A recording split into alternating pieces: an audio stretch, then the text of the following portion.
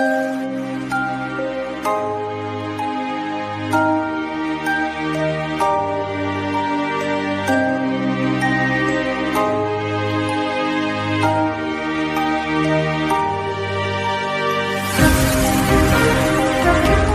Online classes में आपका स्वागत है। आज हम कक्षा सप्तमी के सामाजिक विषय का पाठ 3 अध्ययन करेंगे, जिसका पहला भाग हम पढ़ चुके हैं। आज हम इसका दूसरा जो भाग है उसका अध्ययन करेंगे। तो सबसे पहला हमारा पॉइंट है दिल्ली सल्तनत का विस्तार और गैरसिन शहर से साम्राज्य तक। दिल्ली जो सल्तनत है उसका विस्तार है वो गैरसिन शहर से साम्राज्य तक कैसे हुए, इसके बारे में हम पढ़ेंगे। 13वीं शताब्दी के आरंभिक वर्षों में दिल्ली के सुल्तानों का शासन गैरसिन शहरों तक था। गैरसिन शहर यानी सैनिक जो रक्षक टुकड़ियाँ होती है उनके रहने के लिए मजबूत किलेबंद शहर बना जाता है, जिसको गैरसिन शहर कहा जाता है। ये शायद शहरों के आसपास में ही होते थे। शहरों से संबंध लेके उनसे भीतरी प्रदेशों से उनका नियंत्रण न के बराबर होता था। यानी जो गैरसिन शहर है वो किलेबंद शहर होते थे जहाँ सैनिकों को बसाया जाता था और उनका भीतरी क्षेत्रों पर नियंत्रण नहीं होता था। और इनकी जो आवश्यक सामग्री है, रसद सामग्री है, इनके लिए व्यापार, कर व लूटमार पर ही निर्भर रहना पड़ता था। भीतरी शहर का अर्थ होता है किसी शहर या बंदरगाह के आसपास के इलाके जो शहर के लिए वस्तुओं और सेवाओं का पूर्ति करते हों, वो भीतरी शहर कहलाते हैं। दिल्ली से सुदूर बंगाल की और सिंध के गैरसिन शहरों का नियंत्रण बहुत ही कठिन था। यानी दिल्ली में जो सुल्तान रह रहा है तो उसको बंगाल और सिंध के गैरसिन शहरों पर यदि अपना नियंत्रण रखना है तो वो बहुत मुश्किल होता है। दिल्ली से बंगाल और सिंध वो काफ़ी दूर है। तब बगावत, युद्ध, यहाँ तक कि खराब मौसम में भी इनसे संपर्क हो पाना बहुत मुश्किल होता था। नाजुक स्थिति बनी रहती थी। ऐसे शासन को अफगानिस्तान से आने वाले हमलावरों और उन सूबेदारों से बराबर चुनौती मिलती रहती थी, जो जरा सी कमज़ोरी का आभास मिलते ही विद्रोह का झंडा गाड़ देते थे।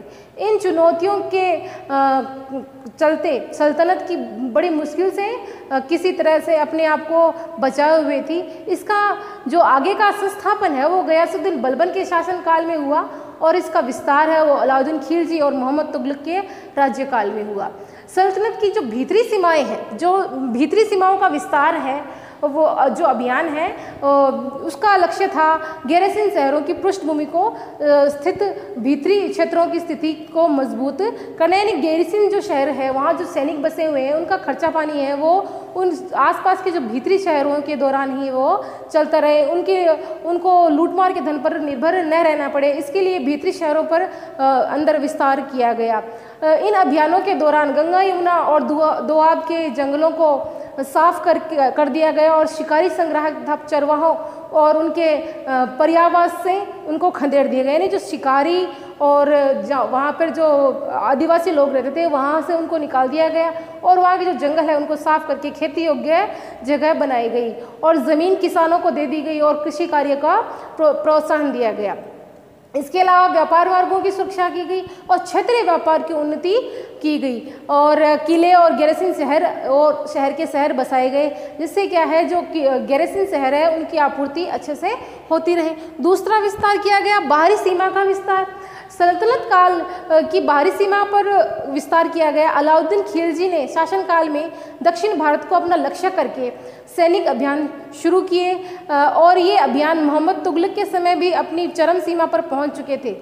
पर इन अभियानों में सल्तनत की सेनाओं ने हाथी, घोड़े, गुलाम और मूल्यवान वस्तुएं अपने कब्जे में ही ली। यानी जो भी ये अभियान हुए, इन अभियानों में सेनाओं ने लूटमार की और इसमें हाथी, घोड़े, गुलाम और मूल्यवान वस्तुओं को अपने कब्जे में ही किया था। दिल्ली सल्तनत ने सेनाओं को शुरुआत में अपेक्षाकृत कमज़ोर थी। यानी जो दिल्ली सल्तनत थी उसने अपनी जो विस्तार शुरू किया तो उस समय उन सेनाओं की स्थिति कमज़ोर थी, मगर 150 वर्ष बाद मोहम्मद तुगलक के राज्यकाल में अंत तक उपमहाद्वीप का एक विशाल क्षेत्र इसके युद्ध अभियान के अंतर्गत आ चुका था। इसने शत्रुओं की सेनाओं का परास्त किया और शहरों पर कब्जा किया। इसके सूबेदार और प्रशासक मुकदमों के फैसले की सुनवाई भी करते थे। यानी जो वहाँ पे सूबेदार रखे गए थे वो अपने जो आसपास के मुकदमे होते थे उनकी सुनवाई भी करते थे, साथ ही साथ किसानों से कर वसूलते थे। इतने विशाल क्षेत्र पर इसका नियंत्रण किस सीमा तक और कितना प्रभावी था, इसके बारे में हम आज है मस्जिद। दिल्ली सुल्तानों ने अलग अलग जगहों पूरे उपमहाद्वीप में बहुत सारी मस्जिदें बनवाई थी। मस्जिद का शाब्दिक अर्थ होता है ऐसा स्थान जहां मुसलमान अल्लाह की आराधना करते हैं, उनके अल्लाह की आराधना में अपने घुटने और माथा टेक कर अल्लाह की नमाज पढ़ते हैं, और जो मस्जिदों के अंदर की जाती थी। और मस्जिद, इसके बाद है इमाम। इमाम होता है जो नमाज पढ़ने वाले लोग हैं, उनमें एक मुखिया होता है, तो सबसे विद्वान व्यक्ति होता है, उसको इमाम कहा जाता है। इमाम, फिर उसके बाद है खुतबा। ऐसे वर्ड्स हैं जो अरबी के अंदर होते हैं, यानी इसमें खुतबा है। खुतबा शुक्रवार की जो नमाज होती है उसमें जो इमाम के द्वारा धर्मोपदेश दिया जाता है उसको खुतबा कहा जाता है। इसके अलावा एक और शब्दार्थ है किबला। किबला यानी मक्का की दिशा को किबला कहते हैं। भारत में मक्का पश्चिम की ओर है, तो पश्चिम की ओर मुँह करके नमाज पढ़ी जाती है, जिसको किबला कहा जाता है। उसके बाद आता है जो दिल्ली के सुल्तान हैं, उन्होंने बहुत सारी उपमहाद्वीप में मस्जिदें बनवाई और शहर के शहर भी बसाए हैं। ये उनके मुसलमान और इस्लाम के रक्षक होने का प्रबल दावा करते हैं। साथ ही ये मस्जिदें हैं वो किसी एक समूह का से जुड़े होने का माध्यम भी है, यानी बोध भी, ये मस्जिदें हैं वो एक समूह को एक साथ जुड़े होने का बोध भी कराते हैं, और मस्जिदें इसमें बहुत ज़्यादा सहायक होती है। अब इसके बाद अगला पॉइंट आता है हमारा खलजी और तुगलक वंश के अंतर्गत प्रशासन का समय यानी एक करना प्रशासन को। दिल्ली के सुल्तान हैं, दिल्ली की जो सल्तनत है, जैसे विशाल साम्राज्य में समेकन के लिए विश्वसनीय सूबेदारों और प्रशासकों की ज़रूरत थी। यानी दिल्ली सल्तनत को एक करने के लिए विश्वसनीय सूबेदार और इक़्तिदारों की ज़रूरत थी, प्रशासकों की ज़रूरत थी। तो दिल्ली के प्रारंभिक सुल्तान विशेषकर इल्तुतमिश सामंतों और ज़मींदारों के स्थान पर अपने विशेष गुलामों को सूबेदार नियुक्त करता था, अधिक पसंद करते थे। इन गुलामों को फारसी में बंद का कहा जाता था और इन्हें सैनिक सेवा के लिए खरीदा जाता था। इन्हें राज्य के कुछ बहुत महत्वपूर्ण राजनीतिक पदों पर भी काम करने का मौका मिलता था और इन्हें सावधानी पूर्वक प्रशिक्षित भी किया जाता था। पूरी तरह अपने मालिक पर निर्भर होते थे, इसलिए सुल्तान भी इन पर विश्वास कर सकता था और इनके विश्वास पर निर्भर हो सकते कि जो ये गुलाम होते थे वो बेटों से भी बढ़कर होते थे। सुल्तान है वो इनको नई नई पदवियों से सम्मान देता था इनको, और अपने जितने भी कार्य होते थे वो इन गुलामों के ज़रिए ही किए जाते थे, और गुलाम भी अपने सुल्तान के प्रति वफादार होते थे। इसमें एक बात और है कि खलजी व तुगलक शासक ने गुलामों का इस्तेमाल करते रहे और साथ ही साथ उन पर आश्रित निम्न वर्ग के लोग भी उनसे राजनीतिक पदों पर बैठाए जाते थे। ऐसे लोगों को सेनापति और सूबेदार जैसे पद भी दिए जाते थे, लेकिन राजनीतिक अस्थिरता वो बनी रहती थी। गुलाम और आश्रित अपने मालिकों और संरक्षकों के प्रति तो वफादार होते थे, मगर उनके उत्तराधिकारियों के प्रति वफादार नहीं होते थे। तो नया सुल्तान आता तो नए गुलाम आते, और इस तरह नए और पुराने गुलामों में फिर विरोध की स्थिति या फिर टकराहट बढ़ जाती थी। सुल्तान निचले तबके के लोगों का संरक्षण दिए जाने के कारण उच्च वर्ग है वो नाराज रहता था। और फारसी एक तवारीफ है, उसमें के लेखक ने निचले खानदान के लोगों को ऊंचे पदों पर बैठाने के लिए दिल्ली के सुल्तानों की है वो आलोचना भी की है। ऐसे ही सुल्तान मोहम्मद तुगलक है, एक गुलाम था, उसको भी बड़ी बड़ी उपाधियां दी गई थी। इसके बाद है पहले वाले सुल्तानों की तरह है खलजी और तुगलक वंश के शासकों ने भी सेना नायकों को भिन्न भिन्न आकार के इलाकों को सूबेदार के रूप में नियुक्त किया, और इसके अलावा इनको वो जो स्थान दिया गया, क्षेत्र दिया गया जिसको इक्ता कहा गया, और इन्हें संभालने वाले को इक्तदार या मुक्ति कहा जाता था। मुक्ति का फर्ज था कि सैनिक अभियानों का नेतृत्व करना और इन इक्तों में कानून व्यवस्था बनाए रखना। अपनी सैनिक सेवाओं के बदले वेतन के रूप में मुक्ति अपने इलाकों से राजस्व की वसूली किया करते थे। राजस्व के रूप में मिली रकम से ही अपने सैनिकों को तनख्वाह भी देते थे। मुक्ति लोगों पर काबू रखने वह सबसे प्रभावी तरीका यह था कि उनका पद वंश परंपरा से न चले और उन्हें कोई भी एकता थोड़े थोड़े समय के लिए ही मिले, जिनके बाद उनका स्थानांतरण कर दिया जाता था। और सुल्तान अलाउद्दीन खिलजी और मोहम्मद तुगलक के शासन में नौकरी के इन कठोर नियमों का बड़ी सख्ती से पालन होता था।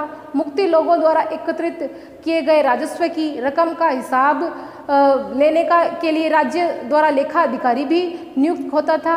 इस बात का एक बात ध्यान रखने योग्य है कि मुक्ति राज्य द्वारा निर्धारित कर की ही वसूले और संख्या के अनुसार ही, यानी तय संख्या के अनुसार ही सैनिक रख सकता था। यानी इक़्तिदार या मुक्ति होता था वो तय संख्या के अनुसार ही सैनिक रखे और उसके अनुसार ही कर वसूल करके। जब दिल्ली के सुल्तान शहरों से दूर आंतरिक इलाकों को भी अपने अधिकार में लेने लग गए तो उन्होंने भूमि के स्वामी और सामंत और अमीर जमींदारों को अपनी सत्ता के आगे झुकने के लिए बाध्य कर दिया। अलाउद्दीन खिलजी के शासनकाल में भू राजस्व के निर्धारण और वसूली के कार्य को राज्य अपने नियंत्रण में ले लिया और स्थानीय सामंतों से कर लगाने का अधिकार भी छीन लिया, बल्कि उन्हें स्वयं भी कर देने चुकाने के लिए बाध्य कर दिया। यानी सामंतों की हालत है अलाउद्दीन खिलजी के काल में खस्ता हो गई थी। सुल्तान प्रशासकों के ज़मीन की पैमाइश की और उनका हिसाब बड़ी सावधानी से रखा गया और जो कुछ पुराने सामंत और ज़मींदार हैं उनको ये काम राजस्व निर्धारण का और वसूली अधिकारी के रूप में सल्तनत की नौकरी भी करने लग गए थे। यानी जो कुछ पुराने ज़मींदार थे वो अलाउद्दीन खिलजी के विश्वासप्रद हो गए और उनको ये कर वसूली का कार्य और उनको ये दे दिया गया और ये यानी अलाउद्दीन खिलजी की नौकरी करने लग गए थे। इस प्रकार है वो कर व्यवस्था इसके ज़रिए है वो अलाउद्दीन खिलजी का काम चलता था। इसमें 3 प्रकार के कर थे। सबसे पहला होता था कृषि कर, जिसको खराज कहा जाता था। दूसरा होता था मवेशियों पर कर। तीसरा होता है घरों पर कर। अब ये बात याद रखने ज़रूरी है कि इस महाद्वीप का काफ़ी बड़ा हिस्सा है वो सल्तनत के सुल्तानों के अधिकार से बाहर भी था। दिल्ली से बंगाल जैसे सुदूर प्रांतों पर नियंत्रण करना कठिन था और दक्षिण भारत की विजय के तुरंत बाद फिर से वह क्षेत्र है वो स्वतंत्र हो गया। यहाँ तक कि गंगा यमुना के मैदानी इलाकों में बने जंगलों वाले ऐसे क्षेत्र हैं जिन्हें पैठने में सुल्तान की सेनाएं अक्षम थी। स्थानीय सरदार ने इन क्षेत्रों में अपना शासन की बहुत अच्छे से जमा रखा था। अलाउद्दीन खिलजी और मोहम्मद तुगलक इन इलाकों पर अपना जोर ज़बरदस्ती अपना अधिकार जमा तो लेते थे मगर थोड़ी सी कमज़ोरी मिलते ही ये अधिकार यह जो सरदार है वो पुनः स्वतंत्र हो जाते थे। अब इसके बाद एक पॉइंट आता है सरदार व उनकी किलेबंदी। अफ्रीका के एक जो देश है वहाँ मोरक्को से 14वीं सदी में एक जो लेखक आया था जिसका नाम था इब्न बतूता, उसने लिखा है कि जो चट्टानी ऊबड़ खाबड़ इलाके हैं उन्होंने सरदारों ने किलेबंद शहर बसा रखे थे और अपनी सीमाओं को सुरक्षित कर रखा था। भारत में एक मैदानी इलाकों के अंदर भी लोग सरदार हैं वो बसे हुए थे। इनमें हमारे जो बांस के पेड़ हैं वो भारत के इन सरदारों के लिए वरदान साबित हुए, क्योंकि भारत का जो बांस है वो पोला नहीं होता और लंबा होता है और एक दूसरे से गूंथे हुए रहते हैं। तो इन सरदारों में जंगलों के अंदर अपना पूरा साम्राज्य बसा रखा था और इनके बांसों के जरिए किलेबंदी कर रखी थी और इन बांसों के ऊपर आग का भी असर नहीं होता था। यदि इनको सरदारों को हराना होता है तो एक मजबूत सेना की ज़रूरत होती है जो इन बांसों को काट सके। यानी ये बांस है उनके लिए किले का यानी मजबूत दीवार का काम करते थे। तो इस सरदारों को हराना भी बहुत मुश्किल था।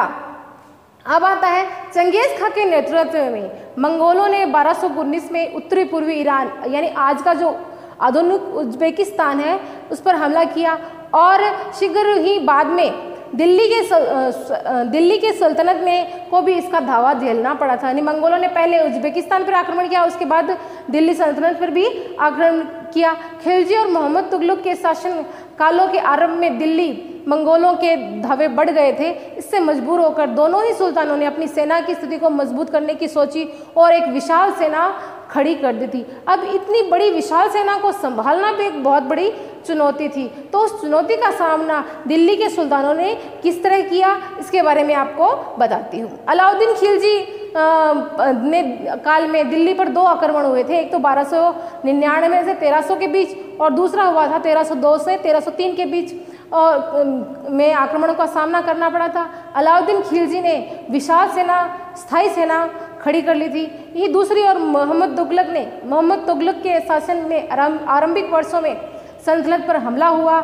मंगोल सेना परास्त हो गई थी मोहम्मद तुगलक की सेना से, तो उसकी हिम्मत बढ़ गई। तो उसने अपनी शक्ति सेना का विस्तार किया और अपने संसाधनों पर उसे इतना विश्वास था कि उसने उज्बेकिस्तान पर आक्रमण करने की सोच ली, यानी मंगोलों पर आक्रमण करने की सोच ली और स्थायी सेना उसने तैयार की। ये इसका एक आक्रामक कदम था। दूसरी बात ये कि अलाउद्दीन खिलजी ने अपने सैनिकों के लिए सिरी नामक एक गैरिसन शहर बसाया और दूसरा है तुगलक का गैरिसन शहर बनाने के स्थान पर दिल्ली के शहरों और पुराने शहर दिल्ली एकुहना को निवासियों को खाली करवा के और सैनिक छावनी बना डाली। दिल्ली की जो पुराना शहर है दिल्ली, वहाँ पर सैनिक छावनी बना दी गई और जो वहाँ के निवासी हैं उनको दौलताबाद भेज दिया गया था।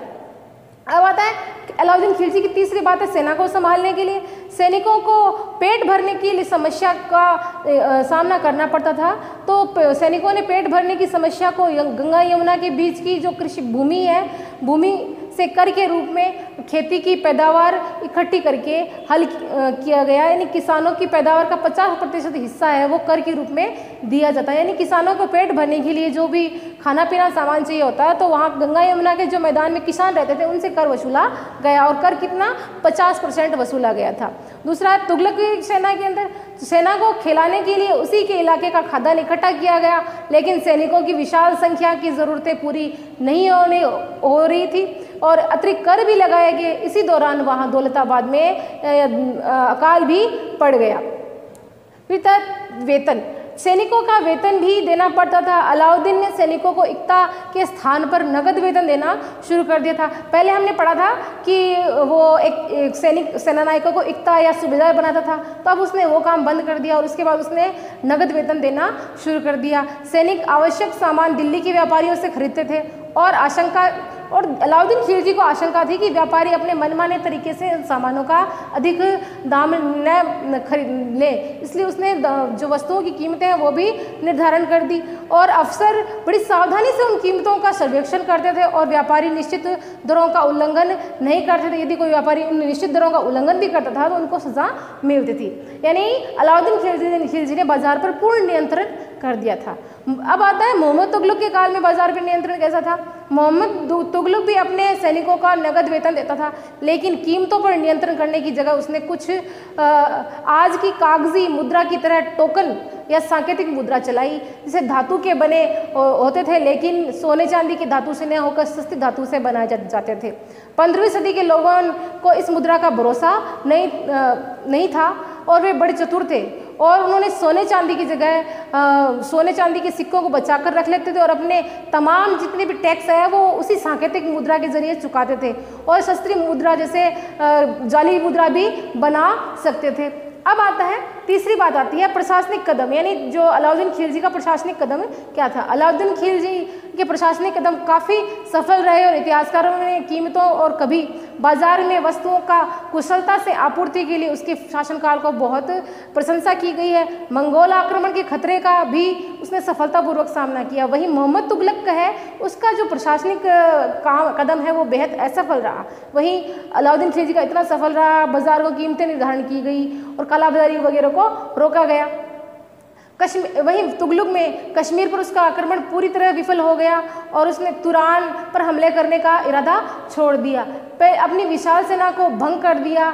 इसी बीच उसने प्रशासन संबंधी कदम उठाए, उनसे कई परेशानियां पैदा हुई और दौलताबाद जो ले जाए गए थे दिल्ली को खाली कराकर, वो बहुत लोग नाराज़ हो गए और गंगा यमुना के दोआब क्षेत्र में अकाल के से विक्षुब्ध जनता ने बगावत कर दी और मोहम्मद तुगलक का जो काल है वो एकदम से प्रशासनिक सुधारों में विफल रहा और जो टोकन चलाया था वो भी उसे वापस लेना। हम अलाउद्दीन खिलजी और तुगलक की असफलताओं की गिनती करने में हम कभी ये भूल नहीं सकते कि सल्तनत के इतिहास में पहली बार दिल्ली के किसी सुल्तान ने मंगोलों के इलाके को फतह करने की योजना बनाई थी। जहां अलाउद्दीन खिलजी का जो बल है प्रतिरक्षा पर था, वही मोहम्मद तुगलक के द्वारा उठाए गए कदम मंगोलों के विरुद्ध सैनिक आक्रमण की योजना का हिस्सा थे।